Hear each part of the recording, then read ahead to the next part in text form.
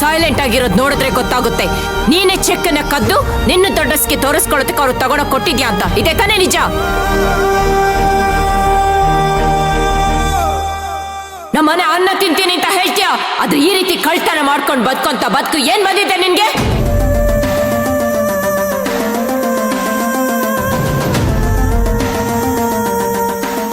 ಯಾವಾಗ ನನ್ನ ಮಗನ್ ತಲೆ ಕೆಡಿಸಿ ಈ ಮನೆ ಕಾಲಿಟ್ಯೋ ಅಲ್ಲಿಂದನೇ ನಿನ್ ಕಳ್ಳಾಟ ಶುರುವಾಗಿದೆ. ಅದು ಈಗೀಗ ಹೊರಗಡೆ ಬರ್ತಾ ಇದೆ. ಇವತ್ತು ಸರಿಯಾಗಿ ಸಿಕ್ಕಾಕೊಂಡೆ.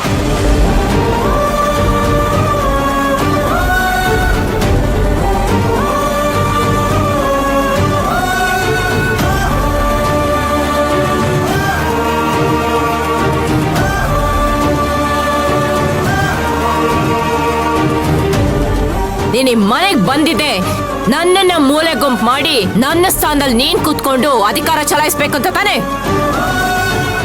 ಅಯ್ಯೋ ಅಮ್ಮವ್ರೆ, ಹಾಗೆಲ್ಲ ಮಾತಾಡ್ಬೇಡಿ ಅಮ್ಮವ್ರೆ. ನಾನು ಯಾವತ್ತೂ ನಿಮ್ ಕುಟುಂಬಕ್ಕೆ ದ್ರೋಹ ಮಾಡಿಲ್ಲ, ಮಾಡೋದು ಇಲ್ಲ. ಮಾಡಿಲ್ಲ ಅಂದ್ಮೇಲೆ ಆ ಚಕ್ಕು ಸ್ಕೂಲ್ಗೆ ಹೇಗೋಯ್ತು ಮೊದಲು ಅದನ್ನ ಬೊಗ್ಳು.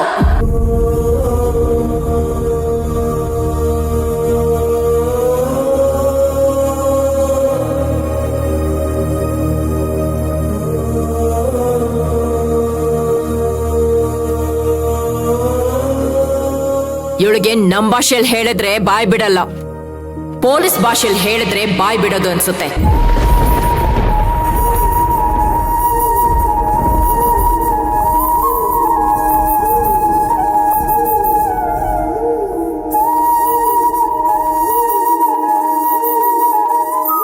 ಪೊಲೀಸಿಗೆ ಫೋನ್ ಮಾಡಿ ಅವ್ರು ಬಂದು ಕರ್ಕೊಂಡು ಹೋಗ್ಲಿ.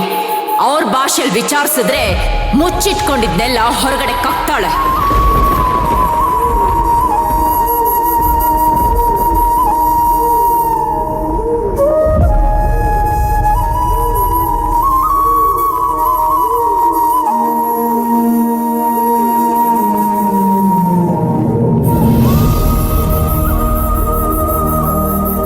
ಅಯ್ಯೋ ಅಮ್ಮವ್ರೆ, ಪೊಲೀಸ್ನೆಲ್ಲ ಕರೆಸ್ಬೇಡಿ.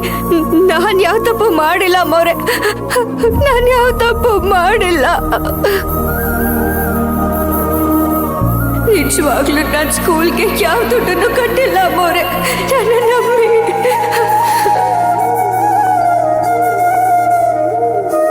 ಪೊಲೀಸ್ರಿಗೆಲ್ಲ ಹೇಳ್ಬೇಡಿ ಅಮ್ಮವ್ರೆ. ರಾಜೇಶ್ವರಿ, ಮಾತಾಡ್ಬೇಡಿ ಚಂದ್ರು.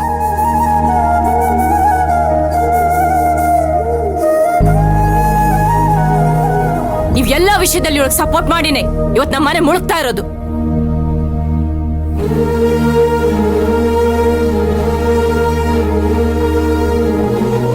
ಅಲ್ಲ ಕಣೆ, ನಿನ್ ತಂಗಿಗೆ ಫ್ರೀಯಾಗಿ ಸೀಟ್ ಕೊಡೋದಕ್ಕೆ ಅದೇ ನಿಮ್ಮ ಅಪ್ಪನ ಸ್ಕೂಲಾ?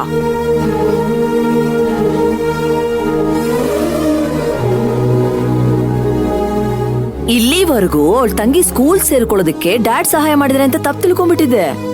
ಈಗ ಗೊತ್ತಾಗ್ತಿದೆ ಇವಳು ಬಂಡವಾಳ.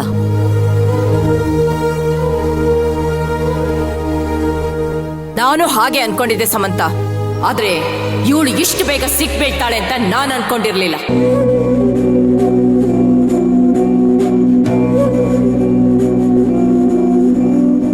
ಇನ್ಮೇಲಾದ್ರೂ ಡ್ಯಾಡ್ ಇವಳು ಎಂತೋಳು ಅಂತ ಅರ್ಥ ಮಾಡ್ಕೊಂಡ್ರೆ ಸಾಕು. ಇವ್ರಿಗೆ ಅರ್ಥ ಆಗಲ್ಲ ಸಮಂತ. ಇವ್ರಿಗೇನಾದ್ರೂ ಇವಳು ಗೊಳು ಅಂತ ಹತ್ಕೊಂಡು ಯಜಮಾನ್ರಿ ನೀವೇನಾದ್ರೂ ಮಾಡಿ ಅಂತ ಕಾಲ್ ಇಟ್ಕೊಂಡ್ಬಿಟ್ರೆ ಇವ್ರ ಕಳು ಚುರ್ಕನ್ಬಿಡುತ್ತೆ. ಆಮೇಲೆ ಬೇಕಿದ್ರೆ ಆ ಚೆಕ್ ಕೊಟ್ಟಿದ್ದು ನಾನೇ ಅಂತ ಹೇಳಿ ಇವಳನ್ನ ಒಳ್ಳೆಯವಳಾಗಿ ಮಾಡ್ತಾರೆ. ಹೀಗೆ ನಮ್ಮನೆ ದುಡ್ಡು ಒಡವೆ ಎಲ್ಲ ಖಾಲಿ ಆಗ್ತಾನೆ ಹೋಗುತ್ತೆ ಅಲ್ವಾ ಚಂದ್ರು?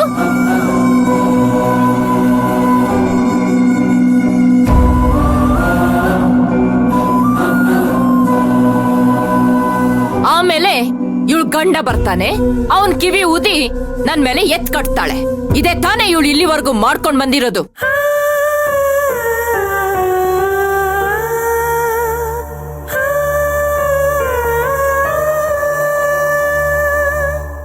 ಅವತ್ತು ನನ್ನ ಮಗಳು ತಪ್ಪು ಮಾಡಿದ್ದಾಳೆ ಅಂತ ನೀವು ನಿಮ್ ಮಗ ಸೇರಿ ನನ್ನ ಮಗಳನ್ನ ಮನೆಯಿಂದ ಆಚೆ ಹಾಕೋದಕ್ ನೋಡಿದ್ರಿ.